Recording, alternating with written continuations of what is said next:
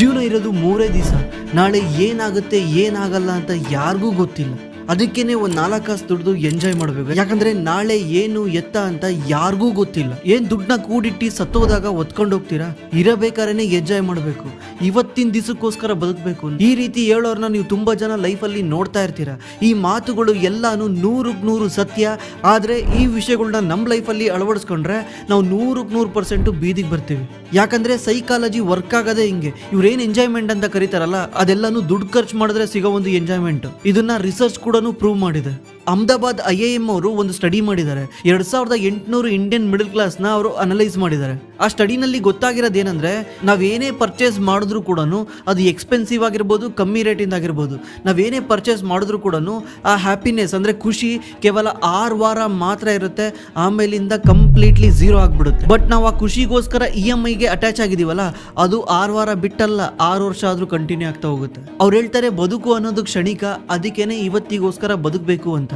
But ಆದ್ರೆ ನೀವು ಇವತ್ತು ಖರ್ಚು ಮಾಡೋ ದುಡ್ಡಿಂದ ಸಾಯೋವರೆಗೂ ಕೂಡ ನೀವು ಬೇರೆಯವ್ರಿಗೋಸ್ಕರ ಕೆಲಸ ಮಾಡ್ಬೇಕಾಗುತ್ತೆ. ತುಂಬಾ ಜನ ಅನ್ಕೊಂಡಿದ್ದಾರೆ ನಾವು ಶ್ರೀಮಂತರಾಗಿ ಕಂಡ್ರೆ ಲೈಫ್ ಚೆನ್ನಾಗಿರುತ್ತೆ ಅಂತ. ಅದಕ್ಕೋಸ್ಕರ ಅವ್ರು ಈ ಐಟಮ್ಗಳನ್ನೆಲ್ಲ ಬೈ ಮಾಡ್ತಾರೆ. ಆದ್ರೆ ನಾವು ಬಡವರಾಗಿ ಕಾಣೋದ್ರಿಂದನೇ ನಮ್ಮ ಲೈಫ್ ಇನ್ನೂ ಚೆನ್ನಾಗಿರುತ್ತೆ, ಇನ್ನೂ ಜಾಸ್ತಿ ಇಂಪ್ರೂವ್ ಆಗುತ್ತೆ. ಇದು ಯಾವುದೋ ಒಂದು ರೂಲ್ಸ್ ಅಲ್ಲ, ಇದು ಒಂದು ಸ್ಟ್ರಾಟರ್ಜಿ.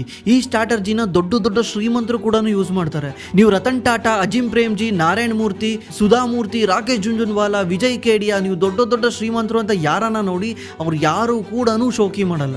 ಅದ್ಯಾಕಂದ್ರೆ ಇದೇ ರೀಸನ್ ಇಂದ. ನಾನು ಈ ವಿಡಿಯೋದಲ್ಲಿ 6 ಇಂಪಾರ್ಟೆಂಟ್ ಪಾಯಿಂಟ್ಸ್ ಹೇಳ್ತೀನಿ.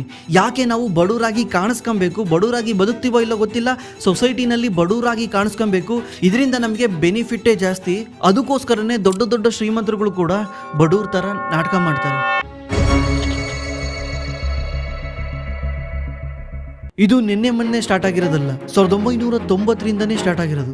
1990ರಲ್ಲಿ ನಮ್ಮ ಇಂಡಿಯಾನ ಓಪನ್ ಎಕನಾಮಿ ಮಾಡ್ತಾರೆ, ಲಿಬರಲೈಸೇಷನ್ ಮಾಡ್ತಾರೆ.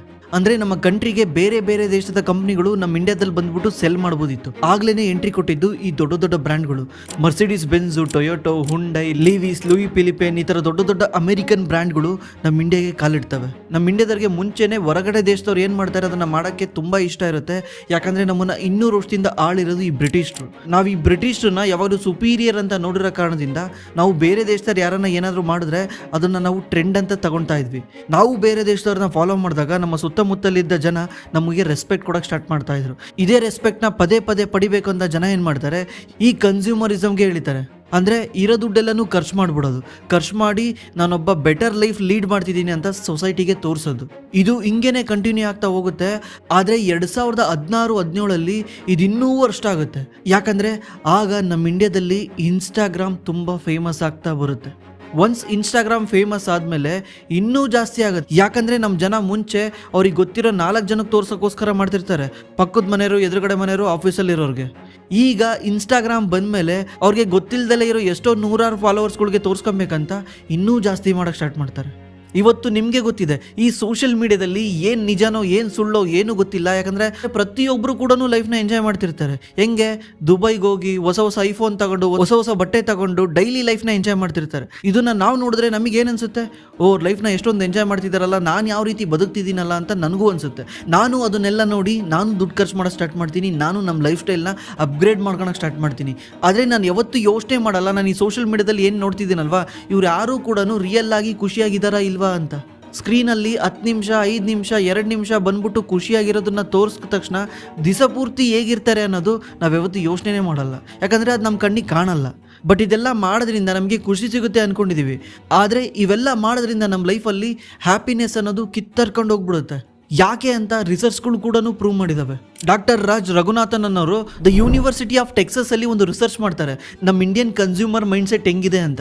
ಅವ್ರ ರಿಸರ್ಚ್ ಅಲ್ಲಿ ಗೊತ್ತಾಗಿರೋದೇನೆಂದ್ರೆ, ನಮ್ಮ ಇಂಡಿಯನ್ಸು 15,000 ರೂಪಾಯಿಗಿನ್ನ ಜಾಸ್ತಿ ಖರ್ಚು ಮಾಡಿದಾಗ ಖರ್ಚು ಮಾಡೋದು ಮುಂಚೆ ಇದ್ದಂಥ ಖುಷಿ ಖರ್ಚು ಮಾಡಾದ್ಮೇಲೆ ಕೇವಲ 11 ದಿವಸದಲ್ಲೇನೆ ಅದು ವಾಪಸ್ ಝೀರೋ ಆಗ್ಬಿಡುತ್ತೆ. ಮತ್ತೆ ಫೀಲಿಂಗ್ ಸ್ಯಾಡ್ ಆಗುತ್ತೆ. ಇದು 2015ರಲ್ಲಿ ಮಾಡಿರೋ ರಿಸರ್ಚ್. ಇವತ್ತಿನ ಲೆಕ್ಕಾಚಾರದ ಪ್ರಕಾರ ಇನ್ನೂ ಜಾಸ್ತಿ ಆಗಿರುತ್ತೆ. 11 ದಿವಸ ಹೋಗ್ಬಿಟ್ಟು 3 ದಿವಸಕ್ಕೂ ಬಂದಿರ್ಬೋದು. ನಿಮಗೆ ಇದನ್ನೆಲ್ಲ ನೋಡಿ ಹೌದಲ್ಲಪ್ಪ ನಿಜ ಅಂತ ಅನಿಸ್ತಾ ಇರುತ್ತೆ. ಇದರಿಂದ ಎಲ್ಲ ನಾವು ತಪ್ಪಿಸ್ಕೋಬೇಕಂದ್ರೆ ನಾವು ಈ 6 ಸ್ಟ್ರಾಟಜಿನ ಫಾಲೋ ಮಾಡಬೇಕು. ಮೊದಲನೇದು ದಿ ಡಿಟರಾಯ್ಟ್ ಎಫೆಕ್ಟ್. ಈ ಡಿಟರಾಯ್ಟ್ ಎಫೆಕ್ಟ್ ನ ಒಬ್ಬ ಫ್ರೆಂಚ್ ಫಿಲಾಸಫರ್ ಕಂಡಿಡಿತಾನೆ. ಇದರ್ಥ ಏನಂದ್ರೆ ನೀವು ಯಾವ್ದಾದ್ರು ಒಂದು ಲಕ್ಸುರಿ ಐಟಮ್ ನ ತಗೊಂಡ್ರೆ ಇದರಿಂದ ಅದರದೇ ಆದ ಒಂದು ಎಕ್ಸ್ಟ್ರಾ ಖರ್ಚು ಬರುತ್ತೆ ಅಂತ. ಅಂದ್ರೆ ಎಕ್ಸಾಂಪಲ್ ತಗೊಳ್ಳಿ, ನೀವೊಂದು ಮರ್ಸಿಡೀಸ್ ಬೆನ್ಸ್ C-ಕ್ಲಾಸ್ ಒಂದು ಗಾಡಿ ತಾಣ್ತಿದ್ದೀರಾ ಅನ್ಕೊಳ್ಳಿ. ಅದ್ರ ಪ್ರೈಸ್ ಬಂದ್ಬಿಟ್ಟು 55 ಲಕ್ಷ ರೂಪಾಯಿ ಇದೆ. ನೀವು ಅನ್ಕೊಂತೀರಾ 55 ಲಕ್ಷ ರೂಪಾಯಿ ನಾನೊಂದು ಮರ್ಸಿಡೀಸ್ ಬೆನ್ಸ್ ತಾಣ್ಬಿಟ್ರೆ ನನ್ನ ಹತ್ರ ಮರ್ಸಿಡೀಸ್ ಬೆನ್ಸ್ ಇರುತ್ತೆ ಅಂತ. ಬಟ್ ಇದ್ರ ಹಿಂದೆ ಬರೋ ಒಂದು ಕಾಸ್ಟ್ ನ ನಾವು ಯೋಚನೆ ಮಾಡಲ್ಲ. ಅಂದ್ರೆ ಒಂದ್ಸಲ ನಾವು ಮರ್ಸಿಡೀಸ್ ಬೆನ್ಸ್ ನ ತಗೊಂಡ್ರೆ ಅದರಿಂದ ನಾವು ವರ್ಷ 1.5 2 ಲಕ್ಷ ರೂಪಾಯಿ ಇನ್ಶೂರೆನ್ಸ್ ಪೇ ಮಾಡಬೇಕು. ಯಾಕಂದ್ರೆ ಲಕ್ಸುರಿ ಗಾಡಿಗಳದ್ದು ಇನ್ಶೂರೆನ್ಸ್ ಜಾಸ್ತಿ ಇರುತ್ತೆ. ಆಮೇಲೆ ವರ್ಷ 50,000 70,000 ರೂಪಾಯಿ ಸರ್ವಿಸ್ ಕಾಸ್ಟ್ ಪೇ ಮಾಡಬೇಕು. ಆಮೇಲೆ ಇದ್ರದ್ದು ಸ್ಪೇರ್ ಪಾರ್ಟ್ಸ್ ನಾರ್ಮಲ್ ಗಾಡಿಗಿನ್ನ 5 10 ಪಟ್ಟು ಜಾಸ್ತಿ ಇರುತ್ತೆ. ಇದನ್ನೇ ಡೆಟರಾಯ್ಟ್ ಎಫೆಕ್ಟ್ ಅಂತಾರೆ. ಅಂದ್ರೆ ನೀವೇನಾದ್ರೂ ಒಂದು ಮಾಡಕ್ ಹೋದ್ರೆ ಅದರಿಂದ ಅದರದೇ ಆದ ಒಂದು ಕಾಸ್ಟ್ ಬರುತ್ತೆ. ಅದನ್ನ ನಾವ್ ಯಾವತ್ತೂ ಯೋಚನೆ ಮಾಡಲ್ಲ. ಇದರಿಂದ ನಾವೇನ್ ಅನ್ಕೊಂಡಿರ್ತೀವಲ್ಲ ಅದಕ್ಕಿಂತ ಜಾಸ್ತಿನೇ ಖರ್ಚಾಗುತ್ತೆ. ಇದರಿಂದನೇ ಇನ್ನೊಂದು ಬರುತ್ತೆ ಡೆಟ್ ಟ್ರ್ಯಾಪ್ ಅಥವಾ ಬಂಗಾರದ ಬೇಡಿ ಅಂತ ಕರಿಬಹುದು. ಅಂದ್ರೆ ಇದು ನೋಡಕ್ಕೆ ಚೆನ್ನಾಗಿರುತ್ತೆ ಬಟ್ ನಮ್ ಫ್ರೀಡಮ್ ನ ಕಿತ್ಕೊಂಡು ತಿಂದುಬಿಡುತ್ತೆ. ಹೇಳಕ್ಕೆ ನೀವು ಬಂಗಾರದ ಐಟಮ್ ಏನೋ ಹಾಕೊಂಡಿದ್ದೀರಾ, ಆದ್ರೆ ಏನ್ ಮಾಡ್ತಾ ಇದೆ, ನಮ್ಮ ಕೈನ ಕಟ್ಟಾಕ್ಬಿಟ್ಟಿದೆ.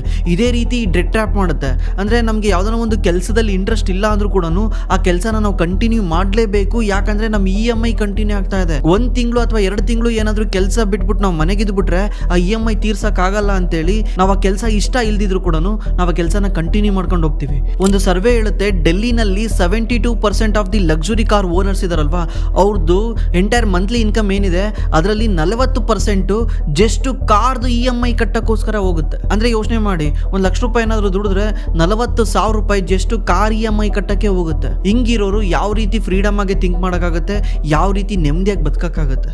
ಮೂರನೇದು ಲೈಫ್ ಸ್ಟೈಲ್ ಇನ್ಫ್ಲೇಷನ್. ಇನ್ಫ್ಲೇಷನ್ ಅಂದ್ರೆ ಏನು ಅಂತ ನಿಮಗೆ ಗೊತ್ತಿದೆ. ಇನ್ಫ್ಲೇಷನ್ ಅಂದ್ರೆ ವರ್ಷದಿಂದ ವರ್ಷಕ್ಕೆ ಆ ವಸ್ತುವಿನ ಪ್ರೈಸ್ ಮೇಲೋಗೋದನ್ನ ಇನ್ಫ್ಲೇಷನ್ ಅಂತ ಕರೀತಾರೆ. ಇದರಿಂದ ಒಂದು ಇನ್ನೊಂದು ಭೂತ ಇದೆ, ಏನಂದ್ರೆ ಲೈಫ್ ಸ್ಟೈಲ್ ಇನ್ಫ್ಲೇಷನ್. ಅಂದ್ರೆ ಎಕ್ಸಾಂಪಲ್ಗೆ ಒಬ್ಬ ಹುಡುಗ ಇರ್ತಾನೆ ರಾಹುಲ್ ಅಂತ. ಇವನು ಝೊಮ್ಯಾಟೋದಲ್ಲಿ ಕೆಲಸ ಮಾಡ್ತಿರ್ತಾನೆ. ಫಸ್ಟ್ಗೆ ಕಾಲೇಜ್ ಮುಗಿಸ್ತಾನೆ, ಯಾವುದೇ ಒಂದು ಕೆಲಸ ಸಿಕ್ಕಿರಲ್ಲ. ಅದಕ್ಕೆ ಏನ್ ಮಾಡ್ತಾನೆ, ಝೊಮ್ಯಾಟೋದಲ್ಲಿ ಕೆಲಸ ಮಾಡ್ತಿರ್ತಾನೆ. ತಿಂಗಳ 15 20 ಸಾವಿರ ಆರಾಮ್ಸೆ ದುಡಿತಿರ್ತಾನೆ. ಈ 15 20 ಸಾವಿರ ದುಡಿಬೇಕಾದ್ರೆ ಅವ್ನು ತಿಂಗಳ ಮಿನಿಮಮ್ ಅಂದ್ರೂ 5-6 ಸಾವಿರ ರೂಪಾಯಿ ಸೇವ್ ಮಾಡ್ತಿರ್ತಾನೆ. ಯಾಕಂದ್ರೆ ಈ ಒಂದು ಖರ್ಚು ಜಾಸ್ತಿ ಇರೋದೇ ಇಲ್ಲ. ಎಲ್ಲೋ ಒಂದು ನಾರ್ಮಲ್ PG ನಲ್ಲಿ 3 ಶೇರಿಂಗ್ 4 ಶೇರಿಂಗ್ ಅಲ್ಲಿ ಇರ್ತಾನೆ. ಮತ್ತೆ ಅದೇ PG ನಲ್ಲಿ ಊಟ ಮಾಡ್ತಾನೆ, ಹೊರಗಡೆ ಎಲ್ಲೂ ದುಡ್ಡು ಖರ್ಚು ಮಾಡಲ್ಲ. ಇದರಿಂದ ಒಂದು ಸೇವಿಂಗ್ ಜಾಸ್ತಿ ಇರುತ್ತೆ. ಇವ್ನಿಗೆ ಏನಾಗುತ್ತೆ, ಇದ್ದಕ್ಕಿದ್ದಂಗೆ ಒಂದು ಕಾರ್ಪೊರೇಟ್ ಜಾಬ್ ಸಿಗುತ್ತೆ. ಅಂದ್ರೆ ಇವನಿಗೆ ತಿಂಗಳ 15 ಸಾವಿರದಿಂದ ಡೈರೆಕ್ಟ್ 30 ಸಾವಿರ ರೂಪಾಯಿ ಸಂಬಳ ಸಿಗುತ್ತೆ. ಬಟ್ ಇವನು ಒಂದು ಸಲ ಕಾರ್ಪೊರೇಟ್ ಜಾಬಿಗೆ ಹೋದ್ಮೇಲೆ ಝೊಮ್ಯಾಟೋಗೆ ಆಯ್ತರ ಇರಕ್ಕಾಗಲ್ಲ. ಈ ಕಂಪ್ಲೀಟ್ಲಿ ಚೇಂಜ್ ಆಗಬೇಕು. ಯಾಕಂದ್ರೆ ಅಲ್ಲಿ ಕಾರ್ಪೊರೇಟ್ ಕಲ್ಚರ್ ಬೇರೆ ತರ ಕೇಳುತ್ತೆ, ಮತ್ತೆ ಅವ್ನು ಸುತ್ತಮುತ್ತ ಇರೋ ಎಂಪ್ಲಾಯ್ಗಳು ಬೇರೆ ತರ ಇರ್ತಾರೆ. ಇದರಿಂದ ಇವನು ಒಳ್ಳೊಳ್ಳೆ ಬಟ್ಟೆ ತಾಂತಾನೆ. ಮುಂಚೆ ಇವನು ಸ್ಪ್ಲೆಂಡರ್ ಓಡಿಸ್ತಿದ್ದ, ಯಾವ್ದೋ ಮೈಲೇಜ್ ಬರೋ ಗಾಡಿ ತಾಣ್ತಿದ್ದ. ಈಗ ಒಳ್ಳೆ ಗಾಡಿ ತಾಣ್ತಿದ್ದಾನೆ. ಯಾಕಂದ್ರೆ ಆಫೀಸ್ಗೆ ಹೋಗ್ಬೇಕು, ಎಲ್ಲರೂ ನೋಡ್ತಾರೆ, ಸುತ್ತಮುತ್ತ ಅದೇ ತರದ ಜನ ಇದ್ದಾರೆ, ಅವರು ಕೂಡ ಒಳ್ಳೆ ಗಾಡಿ ತರ್ತಾರೆ, ನಾನು ಕೂಡ ಅದೇ ಗಾಡಿ ತರಬೇಕು ಅಂತ. ಇವಾಗ ಈ ಒಂದು ಮಂತ್ಲಿ ಸೇವಿಂಗು ಮುಂಚೆ 5,000 ಇತ್ತು, ಈಗ 2,000ಕ್ಕೆ ಬಂದಿದೆ. ಯಾಕಂದ್ರೆ ಈ ಒಂದು ಎಕ್ಸ್ಪೆನ್ಸ್ ಕೂಡ ಜಾಸ್ತಿ ಆಗಿದೆ. ಇವನೇನಾದ್ರೂ ಮುಂದೆ ಟೀಮ್ ಲೀಡರ್ ಅಥವಾ ಮ್ಯಾನೇಜರ್ ಆದ್ರೆ ಏನಾಗುತ್ತೆ, 70-80 ಸಾವಿರ ಸಂಬಳ ಬರುತ್ತೆ. ಆದ್ರೆ ಆ ಸಂಬಳದಲ್ಲಿ ಏನು ಉಳಿಸಕ್ಕಾಗಲ್ಲ. ಯಾಕೆ ಹೇಳಿ, ಯಾಕಂದ್ರೆ ಇವ್ನು ಮತ್ತೆ ಸುತ್ತಮುತ್ತ ನೋಡ್ತಾನೆ, ಇವ್ರ ಎಂಪ್ಲಾಯ್ಗಿನ ಇವ್ನು ಜಾಸ್ತಿ ಮೇಲ್ ಇರ್ಬೇಕಲ್ಲ. ಇವ್ರ ಎಂಪ್ಲಾಯ್ಸ್ 2 ವೀಲರ್ ಅಲ್ಲಿ ಬರ್ತಿದಾರೆ ಅಂದ್ರೆ ಇವನು ಕಾರಲ್ಲಿ ಬರಬೇಕು. ಯಾಕಂದ್ರೆ ಎಂಪ್ಲಾಯ್ಗಳು ರೆಸ್ಪೆಕ್ಟ್ ಕೊಡಬೇಕು. ಮತ್ತೆ ಇವನ್ ಎಂಪ್ಲಾಯ್ಗಳಿಗಿನ ಹೈಯರ್ ಲೈಫ್ ಸ್ಟೈಲ್ ನ ಮೇಂಟೈನ್ ಮಾಡಬೇಕು. ಆಮೇಲೆ ಇವನ್ ಲೈಫ್ ಸ್ಟೈಲ್ ಮಾತ್ರ ಇನ್ಕ್ರೀಸ್ ಮಾಡ್ಕೊಳೋದಲ್ದಲೆ ಫ್ಯಾಮಿಲಿ ಲೈಫ್ ಸ್ಟೈಲ್ ಇನ್ಕ್ರೀಸ್ ಮಾಡಬೇಕು. ಹೆಂಡತಿ ಮಕ್ಕಳು ಎಲ್ಲರ ಲೈಫ್ ಸ್ಟೈಲ್ ಮೇಲಕ್ಕೆ ತರಬೇಕು. ಯಾಕಂದ್ರೆ ಸೊಸೈಟಿನಲ್ಲಿ ಆಲ್ರೆಡಿ ಥಿಂಕ್ ಮಾಡ್ಬಿಟ್ಟಿದ್ದಾರೆ, ನಾನೊಬ್ಬ ಮ್ಯಾನೇಜರ್ ಅಂದ್ರೆ ಹೆಂಗಿರ್ತಾರೆ, ಮ್ಯಾನೇಜರ್ ಹೆಂಡತಿ ಹೆಂಗಿರ್ತಾರೆ, ಮ್ಯಾನೇಜರ್ ಮಕ್ಕಳು ಹೆಂಗಿರ್ತಾರೆ, ಮ್ಯಾನೇಜರ್ ಮಕ್ಕಳು ಯಾವ್ದಾನ ನಾರ್ಮಲ್ ಸ್ಕೂಲಿಗೆ ಹೋಗೋಕ್ಕಾಗುತ್ತಾ? ಅದಕ್ಕೆ ಅವನು ಯಾವ್ದಾನ ಒಳ್ಳೆ ಸ್ಕೂಲಿಗೆ ಕಳಿಸ್ತಾನೆ. ನಾರ್ಮಲ್ ಸ್ಕೂಲಲ್ಲಿ 50 ಸಾವಿರ ಖರ್ಚಾಗ್ತಿತ್ತು ವರ್ಷಕ್ಕೆ, ಇವಾಗ 1.5-2 ಲಕ್ಷ ಖರ್ಚಾಗುತ್ತೆ. ಈ ರೀತಿನೇ ನಾವು ದಿಸದಿಂದ ದಿಸಕ್ಕೆ ನಮ್ಮ ಖರ್ಚನ್ನ ಜಾಸ್ತಿ ಮಾಡ್ಕೊಂಡು ಹೋಗ್ತೀವಿ. ಇದನ್ನ ಲೈಫ್ ಸ್ಟೈಲ್ ಇನ್ಫ್ಲೇಷನ್ ಅಂತ ಕರೀತಾರೆ. ಇದು ಯಾಕಾಗುತ್ತೆ ಹೇಳಿ, ರಿಚ್ ಅಂತ ಹೊರಗಡೆ ತೋರಿಸ್ಕೊಳಕ್ ಹೋದಾಗ, ಅದೇ ನಾವು ಪೂರ್ ಅಂತ ತೋರಿಸ್ಕೊಳಕ್ ಹೋದಾಗ ಈ ತರ ಯಾವುದು ತಲೆನೋವೇ ಇಲ್ಲ. 4ನೇದು ದಿ ಸನ್ ಕಾಸ್ಟ್ ಫ್ಯಾಲಿಸಿ. ಅಂದ್ರೆ ಒಂದು ಸಲ ನೀವು ಈ ಪ್ರೀಮಿಯಂ ಐಟಮ್ಗಳನ್ನ ಬೈ ಮಾಡಕ್ ಸ್ಟಾರ್ಟ್ ಮಾಡಿದ್ರೆ ನೀವು ಅದ್ರ ಮೇಲೆ ವಾಪಸ್ ಇನ್ವೆಸ್ಟ್ ಮಾಡ್ತಾನೆ ಇರ್ತೀರಾ, ಆ ಪ್ರೀಮಿಯಂನೆಸ್ ನ ಉಳಿಸ್ಕೊಳಕ್ಕೋಸ್ಕರ. ಎಕ್ಸಾಂಪಲ್ಗೆ ಯಾರೋ ಒಬ್ಬ ಮ್ಯಾನೇಜರು, ಅವನಿಗೆ 90 ಸಾವಿರ ಸಂಬಳ ಬರ್ತಾ ಇದೆ, ಅವನೇನ್ ಮಾಡ್ದ, ಒಂದು ಕಾರ್ ತಗೊಂಡ, ಕ್ರೆಟಾ ಕಾರ್ ತಗೊಂಡ, 15 ಲಕ್ಷ ರೂಪಾಯಿ ಕ್ರೆಟಾ ಕಾರು. ಈ ಕ್ರೆಟಾ ಕಾರು ಪ್ರೀಮಿಯಂ, ಅವನ ಪ್ರಕಾರ ಅವನಿಗೆ ಪ್ರೀಮಿಯಂ ಇದು. ಅದಕ್ಕೆ ಅವನೇನ್ ಮಾಡ್ತಾನೆ, ಆ ಪ್ರೀಮಿಯಂ ಗಾಡಿನಲ್ಲಿ ಇನ್ನೂ ಪ್ರೀಮಿಯಂ ಐಟಮ್ಗಳು ಇರ್ಬೇಕಂತ ಹೋಗಿ ಅಲಾಯ್ ವೀಲ್ ನ ಫಿಟ್ ಮಾಡಿಸ್ತಾನೆ. ನನಗೆ ಅಲಾಯ್ ವೀಲ್ ಬೇಕು ಅಂತ ಫಿಟ್ ಮಾಡಿಸ್ತಾನೆ, ಅಥವಾ ಇನ್ಫೋಟೈನ್ಮೆಂಟ್ ಸಿಸ್ಟಮ್ ಬೇಕು ಅಂತ ಫಿಟ್ ಮಾಡಿಸ್ತಾನೆ, ಮತ್ತೆ ಎಂಟೈರ್ ಕಾರಿಗೆ PPF ಮಾಡಿಸ್ತಾನೆ, 1 ಲಕ್ಷ ರೂಪಾಯಿ ಕೊಟ್ಟು PPF ಮಾಡಿಸ್ತಾನೆ. ಇದೆಲ್ಲ ಕಾಸ್ಟ್ ಸೇರಿದ್ರೇನೆ 3-4 ಲಕ್ಷ ರೂಪಾಯಿ ಆಗುತ್ತೆ. ಕಾರ್ ಕಾಸ್ಟ್ ಏನೇ 15 ಲಕ್ಷ, ಈ ಕಾಸ್ಟೇ 3-4 ಲಕ್ಷ ರೂಪಾಯಿ ಆಗುತ್ತೆ. ಯಾಕಂದ್ರೆ ಈ ಪ್ರೀಮಿಯಂನೆಸ್ ನ ಇನ್ನೂ ಪ್ರೀಮಿಯಂ ಮಾಡಕ್ಕೋಸ್ಕರ. ನೀವು ನೋಡಿರ್ತೀರಲ್ವಾ ನಿಮ್ ಸುತ್ತಮುತ್ತ, ಯಾವ್ದಾದ್ರು ಒಂದು ಬೈಕ್ ತಗೊಂಡ್ರು ಅಷ್ಟೇ, ಆ ಬೈಕಿಗೆ ಜಾಸ್ತಿ ಇನ್ವೆಸ್ಟ್ ಮಾಡ್ತಾರೆ. ಯಾಕಂದ್ರೆ ಅದ್ರ ಮೇಲೆ ಫೀಲಿಂಗ್ ಬೆಳೆಸ್ಕೊ ಬೆಳೆಸ್ಕೊಂಡ್ಬಿಡ್ತಾರೆ, ಪ್ರೀಮಿಯಂ ಅಂತ ಹೇಳ್ಬಿಟ್ಟು ಅದ್ರ ಮೇಲೆ ಫೀಲಿಂಗ್ ಬೆಳೆಸ್ಕೊಳಕ್ ಸ್ಟಾರ್ಟ್ ಮಾಡ್ತಾರೆ. ಇದರಿಂದ ಅದ್ರ ಮೇಲೆ ದುಡ್ಡನ್ನ ಸ್ಪೆಂಡ್ ಮಾಡಕ್ ಸ್ಟಾರ್ಟ್ ಮಾಡ್ತಾರೆ. ಇದನ್ನೇ ದಿ ಸ್ಯಾಂಕ್ ಕಾಸ್ಟ್ ಫ್ಯಾಲಿಸಿ ಅಂತ ಕರೀತಾರೆ. 5ನೇದು ಅಟ್ರಾಕ್ಟಿಂಗ್ ದ ರಾಂಗ್ ಕಂಪನಿ. ಅಂದ್ರೆ ನೀವು ನಿಮ್ಮ ಲೈಫ್ ಅಲ್ಲಿ ಬೇಡದೇ ಇರೋ ವಿಷಯಗಳನ್ನ ಅಟ್ರಾಕ್ಟ್ ಮಾಡ್ತೀರಾ, ಬೇಡದೇ ಇರೋ ಜನಗಳನ್ನ ಅಟ್ರಾಕ್ಟ್ ಮಾಡ್ತೀರಾ. ಅಂದ್ರೆ ಒಂದ್ಸಲ ನೀವು ಈ ತರ ಏನಾದ್ರು ಪ್ರೀಮಿಯಂ ಆಗ್ಬಿಟ್ರೆ ನೀವು ಅದೇ ತರ ಜನಗಳ ಜೊತೆ ಸುತ್ತಬೇಕು ಅಂತ ಆಸೆ ಬರುತ್ತೆ, ಅದೇ ತರ ಜನಗಳ ಹತ್ರ ನೀವು ಹೋಗ್ಬೇಕಂತ ಆಸೆ ಬರುತ್ತೆ. ಈ ಎಕ್ಸಾಂಪಲ್, ನೀವು ಖರ್ಚು ಮಾಡಕ್ಕೆ ರೆಡಿ ಇಲ್ಲ, ಆರಾಮ್ಸೆ ಇದ್ದೀರಾ ಅನ್ಕೊಳ್ಳಿ, ನೀವು ಹೊರಗಡೆ ಈ ತರ ತೋರಿಸ್ಕೊಂಡಿದ್ದೀರಾ, ನಾನೊಬ್ಬ ಪ್ರೀಮಿಯಂ ಗಾಯ್, ನಾನೊಬ್ಬ ಇವನು ಅಂತ ತೋರಿಸ್ಕೊಂಡಿದ್ದೀರಾ, ಯಾವ್ದೋ ಒಂದು ಪಾರ್ಟಿಗೆ ಹೋಗ್ತೀರಾ ಅಥವಾ ಯಾವ್ದೋ ಒಂದು ಟ್ರಿಪ್ಪಿಗೆ ಹೋಗ್ತೀರಾ ಅನ್ಕೊಳ್ಳಿ, ಅಲ್ಲಿ ಹೋಗಿ ನೀವು ದುಡ್ಡನ್ನ ಖರ್ಚು ಮಾಡ್ತೀರಾ. ದುಡ್ಡು ಹೋಗಿ ಖರ್ಚು ಮಾಡ್ತೀರಾ, ಯಾವ ರೀತಿ ಖರ್ಚು ಮಾಡ್ತೀರಾ? ಅವ್ನು ದುಡ್ಡಿರೋನು ಯಾವ ರೀತಿ ಖರ್ಚು ಮಾಡ್ತಾನೋ ನೀವು ಅದೇ ರೀತಿ ಖರ್ಚು ಮಾಡ್ತೀರಾ. ಅವನಿಗೆ 10,000 ಖರ್ಚು ಮಾಡೋದು ಮ್ಯಾಟ್ರೇ ಅಲ್ಲ, ಬಟ್ ನಿಮಗೆ 10,000 ಖರ್ಚು ಮಾಡೋದು ನಿಮ್ದು 15 ದಿವಸ ಸಂಬಳ ಆಗಿರ್ಬೋದು, ಅಥವಾ 5 ದಿವಸ ಸಂಬಳ ಆಗಿರ್ಬೋದು, 6 ದಿವಸ ಸಂಬಳ ಆಗಿರ್ಬೋದು, ಅವನಿಗೆ 1 ದಿವಸ ಸಂಬಳ ಆಗಿರ್ಬೋದು. ನೀವೇನ್ ಮಾಡ್ತೀರಾ?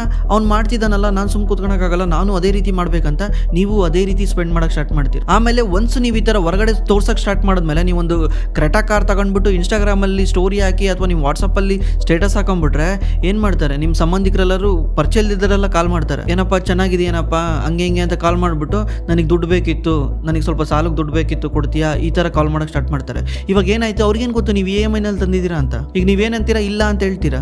ಇಲ್ಲ ಅಂದ ತಕ್ಷಣ ಮುಂಚೆ ಮಾತಾಡಿಸ್ತಾನೆ ಇರ್ಲಿಲ್ಲ, ಅವಾಗ ಹೆಂಗೋ ಸುಮ್ಮನಿದ್ರು, ಈಗ ನೀನು ಮಾತಾಡಿಸಿ ನಿನ್ ಮೇಲೆ ದ್ವೇಷ ಮಾಡಕ್ ಸ್ಟಾರ್ಟ್ ಮಾಡ್ತಾರೆ. ಅದಕ್ಕೇನೆ ದೊಡ್ಡವ್ರು ಕೂಡ ಹೇಳ್ತಿರ್ತಾರೆ, ಜಾಸ್ತಿ ಹೊರಗಡೆ ತೋರಿಸ್ಕೊಂಬಾರ್ದು, ಜನದ ಕಣ್ಣು ಸರಿ ಇಲ್ಲ ಅಂತಾರಲ್ಲ, ಇದೇ ರೀಸನ್ ಇಂದಾನೆ. ಯಾಕೆಂದ್ರೆ ಜನಗಳು ನೋಡಿದ್ರೆ ಅದರಿಂದ ಬೆನಿಫಿಟ್ ತಗೊಳಕ್ಕೆ ಅವ್ರಿಗೇನು ಬೆನಿಫಿಟ್ ಸಿಗಬೇಕು ಅನ್ನೋದಕ್ಕೆ ಯೋಚನೆ ಮಾಡ್ತಾರೆ. 6ನೇದು, ನೀವು ಟಾರ್ಗೆಟ್ ಆಗ್ತೀರಾ. ಯಾರಿಗೆ? ಸುತ್ತಮುತ್ತ ಇರೋ ಕಳ್ಳರಿಗೆ, ಅಥವಾ ನೀವೇನಾದ್ರು ಇನ್ನೂ ಸ್ವಲ್ಪ ಜಾಸ್ತಿ ತೋರಿಸ್ಕೊಳಕ್ ಸ್ಟಾರ್ಟ್ ಮಾಡಿದ್ರೆ ಜನ ನಿಮ್ಮ ಹತ್ರ ಕಿತ್ಕೊಂಡ್ ತಿನ್ನಕ್ ಸ್ಟಾರ್ಟ್ ಮಾಡ್ತಾರೆ. ಅಂದ್ರೆ ಅವ್ರು ಅನ್ಕೊಂತಾರೆ ನಿನ್ನ ಹತ್ರ ಜಾಸ್ತಿ ದುಡ್ಡಿದೆ ಅಂತ, ಅವ್ರ ನಿನ್ನ ಹತ್ರ ಜಾಸ್ತಿನೇ ಎಕ್ಸ್ಪೆಕ್ಟ್ ಮಾಡ್ತಾರೆ. ಎಕ್ಸಾಂಪಲ್, ನಾನೇ ಬಟ್ಟೆ ಹೊಲಿಸ್ಬೇಕಾದ್ರೆ ನಮ್ಮ ಟೈಲರ್ ಹತ್ರ ಹೋಗಿ ಏನಾದ್ರು ಕೇಳಿದಾಗ ಅವ್ರು ಒಂದ್ಸಲ ಹೇಳಿದ್ರು, ನಾರ್ಮಲ್ ಜನಕ್ಕೆ ಅವರು 1,000 ರೂಪಾಯಿ ಜೊತೆ ಹಂಗೆ ಹೊಲ್ದು ಕೊಡ್ತಾರೆ, ನನಗೆ 1,500 ಕೇಳಿದ್ರು. ಯಾಕೆ ಅಂದ್ರೆ ನಿಮ್ಮ ಹತ್ರ ಐತಲ್ಲ ಕೊಡ್ರಿ, ನಿಮ್ಗೇನ್ ಕಮ್ಮಿ ಅಂತ. ನನ್ಗೇನ್ ಕಮ್ಮಿ ಅಂದ್ರೆ ನೀವು ಎಷ್ಟು ಬೇಕಿರೋ ಕೇಳ್ಬೋದಾ? ಈಗ ನನ್ನ ಹತ್ರ ದುಡ್ಡಿದೆ ಅಂದ್ರೆ ನೀವು ಹೆಂಗ್ ಬೇಕಿರೋ ಕೇಳ್ಬೋದಾ? ನೀವು ಇಷ್ಟ ಬಂದಂಗೆ ಇಸ್ಕೊಬೋದಾ? ಈ ರೀತಿ ಆಗುತ್ತೆ.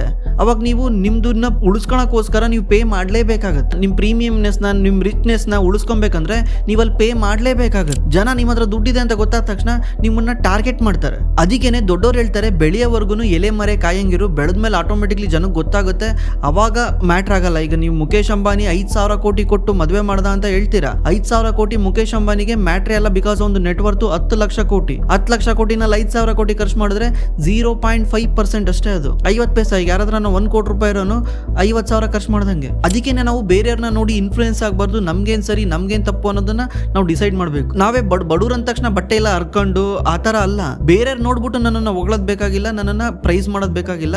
ನನಗ್ ನಾನು ಕರೆಕ್ಟ್ ಆಗಿದ್ದೀನಿ ಅಂದ್ಕೊಂಡು ಜೀವನ ಮಾಡ್ಕೊಂಡು ಹೋದ್ರೆ ಸಾಕು. ಯಾಕಂದ್ರೆ ಯಾರ ಹತ್ರ ಇಲ್ಲ ಅಂದ್ರೆ ಯಾರು ಕೊಡಲ್ಲ. ಈಗ ನೀನು ಅವ್ರು ಹೊಗಳ್ಳಿ ಅಂತ ಅವ್ರಿಗೋಸ್ಕರ 4 ದಿವಸ ಬದುಕಿದ್ರೆ, ನಾಳೆ ಇಲ್ಲ ಅಂದ್ರೆ ಯಾರು ಕೊಡಲ್ಲ. ನಿನ್ನ ಹತ್ರ ದುಡ್ಡಿದೆ ಅಂದ್ರೆ ಅದನ್ನ ಖರ್ಚು ಮಾಡ್ಸೋದು ಹೆಂಗೆ ಅಂತ ನೋಡ್ತಾರೆ, ಬಟ್ ನಿನ್ನ ಹತ್ರ ದುಡ್ಡು ಖಾಲಿ ಆದಾಗ ನಿನ್ನಿಂದ ಯಾರು ಬರಲ್ಲ. ಅವಾಗ ನಾವೇನ್ ಹೇಳ್ಕೊಂಡ್ ಕುತ್ಕೊಂತೀವಿ, ಜನ ಸರಿ ಇಲ್ಲ, ಸೊಸೈಟಿ ಸರಿ ಇಲ್ಲ, ಅವ್ರು ಸರಿ ಇಲ್ಲ, ಇವ್ರು ಸರಿ ಇಲ್ಲ ಅಂತ ಲೆಕ್ಕ ನೋಡ್ಕೊಂಡ್ರೆ ನಾವೇ ಸರಿ ಇಲ್ಲ. ಯಾಕಂದ್ರೆ ನಾವೇನೆ ಈ ತರ ಎಲ್ಲ ತಪ್ಪು ಮಾಡ್ತಾ ಬಂದಿದೀವಿ.